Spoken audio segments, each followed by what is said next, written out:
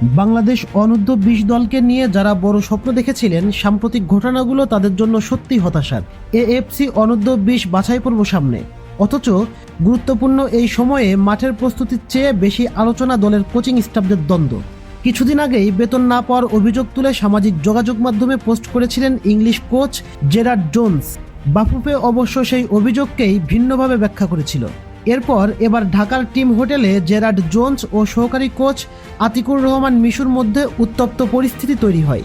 এক পর্যায়ে ধাক্কাধাক্কির ঘটনাও ঘটে এবং পরে জেরার্ড 999-এ ফোন করে পুলিশ ডাকেন। বাফুফে বলছে বিষয়টি তারা দেখছে এবং দ্রুত সমাধানের চেষ্টা চলছে। প্রশ্ন হলো, একটি জাতীয় বয়সভিত্তিক দলের কোচিং স্টাফের মধ্যে যদি বারবার এমন অস্থিরতা তৈরি হয়, তাহলে খেলোয়াড়দের প্রস্তুতি ও মানসিক পরিবেশ কতটা সুস্থ থাকে? আর এখানে আরও একটি বিষয় অত্যন্ত গুরুত্বপূর্ণ। বাংলাদেশের অনূর্ধ্ব-20 দলে এখন দেশের বাইরে বেড়ে ওঠা ও প্রবাসী বংশোদ্ভূত খেলোয়াড়দেরও দেখা যাচ্ছে।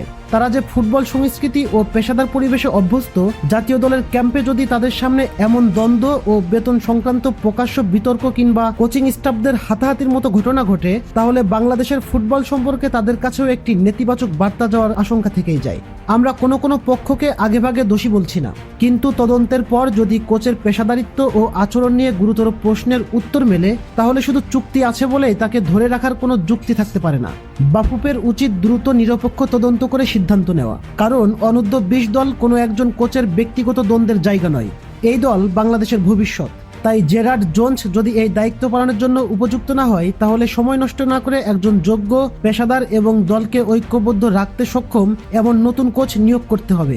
আর যদি বাংলাদেশি সহকারী কোচ আতিকুর রহমান মিশু কোনো দেশীয় খেলোয়াড়কে বা নিজের কোনো খেলোয়াড়কে খেলানোর জন্য চেষ্টা চালিয়ে এই দ্বন্দ্বের সূত্রপাত ঘটায়, তাহলে সহকারী কোচ আতিকুর রহমান মিশুর বিরুদ্ধেও আইনগত ব্যবস্থা নেওয়া উচিত। কারণ সবার আগে বাংলাদেশের ফুটবলের স্বার্থ। বাংলাদেশের ফুটবলের স্বার্থে সবচেয়ে দায়িত্বশীল সিদ্ধান্ত নিতে হবে। পেশাদারিত্ব এবং দলকে ঐক্যবদ্ধ রাখতে সবার আগে বাংলাদেশের ফুটবলের স্বার্থে দায়িত্বশীল সিদ্ধান্ত নিতে হবে। তৌফিক তুহিন, চ্যানেল বিডি স্পোর্টস।